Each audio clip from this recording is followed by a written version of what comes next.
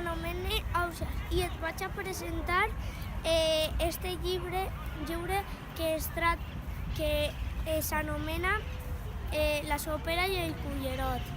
L'autor d'este llibre és Miquel Ende. L'editorial és Bromera. I us vaig a fer el resum d'este llibre.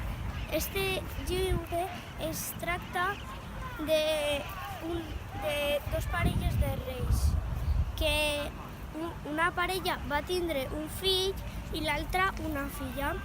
I entonces les dos parelles no li van convidar a la fada y entonces al bateix.